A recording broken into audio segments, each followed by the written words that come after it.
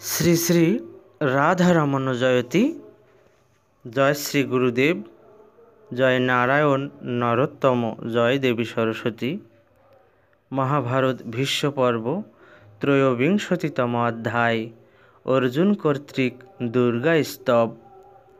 সঞ্জয় কহিলেন, হে রাজন, ভগবান বাসুদেব দুর্যোধনের সৈন্যগণকে সমরোদ্যত নিরীক্ষণ করিয়া অর্জুনের হিতার্থ পুনরায় কহিলেন, হে মহাবাহ, শত্রুগণের পরাজয়ের নিমিত্ত পবিত্র ও সংগ্রামাভিমুখ হইয়া দুর্গার স্তব করো। অর্জুন ধীমান বাসুদেবের বাক্যানুসারে রথ হইতে অবতীর্ণ হইয়া কৃতাঞ্জলিপুটে স্তোত্র আরম্ভ করিলেন। হে সিদ্ধ সেনানী আর্যে, মন্দরবাসিনী, কুমারী, কালী, কপালী, কপিলে, কৃষ্ণ পিঙ্গলে, তোমাকে নমস্কার। হে ভদ্রকালী, তোমাকে নমস্কার। হে মহাকালী, তোমাকে নমস্কার। হে চণ্ডী, হে চণ্ডে, তোমাকে নমস্কার। হে তারিণী, বরবর্ণিনী, কাত্যায়নী, মহাভাগে, করালি, বিজয়ে জয়ে, শিখি পিস্য ধ্বজ ধরে, নানাভরণ ভূষিতে, অট্টশূল প্রহরণে, খড়গ খেটক ধারিণী, গোপেন্দ্রানুজে জ্যেষ্ঠে, নন্দ গোপকুল সম্ভবে, মহিষরুধির প্রিয়ে, কৌশিকী পীতবাসিনী, অট্টহাসে, কোকমুখের অনপ্রিয়ে, তোমাকে নমস্কার।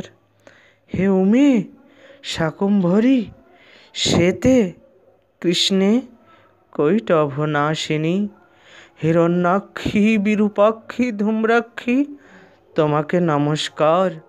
তুমি বেদ শ্রবণজনিত মহাপুণ্যস্বরূপ, ব্রহ্মণ্য স্বরূপ এবং হুতাশন স্বরূপ। তুমি জম্বুকটক ও চৈত্যবৃক্ষের সন্নিধানে নিরন্তর অবস্থান করো। তুমি সমুদায় বিদ্যার মধ্যে ব্রহ্মবিদ্যা ও দেহিগণের মহানিদ্রা। হে স্কন্দ জননী ভগবতী দুর্গে, কান্তারবাসিনী, তুমি সাহা, সধা, কলা, কাষ্ঠা, সরস্বতী, সাবিত্রী, বেদমাতা ও বেদান্ত। আমি বিশুদ্ধ অন্তরাত্মার সহিত তোমাকে স্তব করিতেছি। তোমার প্রসাদে রণক্ষেত্রে যেন জয়লাভ করিতে সমর্থ হই। তুমি ভক্তগণের রক্ষার নিমিত্ত দুর্গম পথে, ভয়ে, দুর্গম স্থানে ও পাতালে নিত্যবাস এবং দানবগণকে যুদ্ধে পরাজয় করিয়া থাকো। তুমি জম্ভনী, মোহিনী, মায়া, হ্রী, শ্রী, সন্ধ্যা, প্রভাবতী, সাবিত্রী, জননী, তুষ্টি, পুষ্টি, ধৃতি, চন্দ্র সূর্য বিবর্ধিনী দীপ্তি ও সম্পন্ন দিগের সম্পত্তি। সিদ্ধচারণগণ সমর ভূমিতে তোমাকে সন্দর্শন করিয়া থাকেন। দুর্গার বরদান। মানব বৎসলা বরদা ভগবতী কৌন্তের ভক্তি দেখিয়া অন্তরিক্ষে আগমন ও বাসুদেবের সম্মুখে অবস্থান করিয়া কহিলেন, হে বীর, তুমি অল্পকাল মধ্যেই অরাতিগণকে পরাজিত করিবে। তুমি নর, নারায়ণ তোমার সহায়। অন্য শত্রুর কথা কি, স্বয়ং বজ্রধর ইন্দ্র তোমাকে জয় করিতে সমর্থ হন না। ইহা কহিয়া তিনি তৎক্ষণাৎ অন্তর্হিতা হইলেন।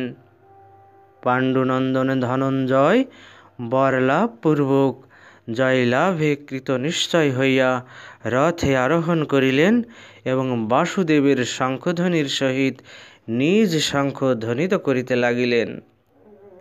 যে প্রাত কালে গাত্রোত্থান করিয়া এই স্তোত্র পাঠ করেন, অর্থাৎ যে ব্যক্তি প্রাতকালে গাত্রোত্থান করিয়া ঘুম থেকে উঠে সজাগ হয়ে এই স্তোত্র পাঠ করেন, যক্ষ রক্ষ পিশাচ শত্রু সর্প প্রভৃতি দন্তি ও রাজকুল হইতে তাহার ভয় থাকে না।